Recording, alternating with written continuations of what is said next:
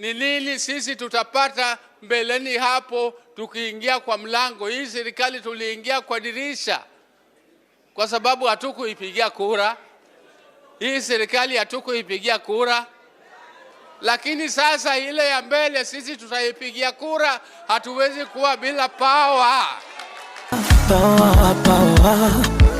Ni lazima tupate power.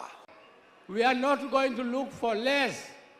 Lakini Deputy President, usifikiria ya kwamba tunataka kiti yako, tunataka kukufukuza. Please, you are our friend, but as we negotiate, we are going to negotiate what our people deserve. We are going to negotiate what our party deserves. Our party is not a Jaluo party. It is a party for the whole of Kenya. And therefore, we are going to negotiate fairly. We don't want tribal parties. Hatutaki tribalists kuongeza nchi yetu. So we are going to negotiate, and we are not going to take anybody's share. We are only going to make sure that everybody gets their fair share in the national cake.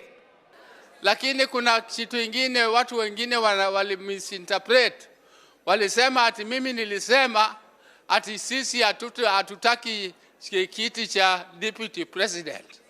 Hiyo kiti ya Deputy President ndio tunalenga sana. Hiyo ndio tunalenga. Ile kitu ambaye mimi nilisema ya kwamba huyo Deputy President hatuna nini chuki na yeye kwa binafsi. Yeye binafsi hatuna maneno naye.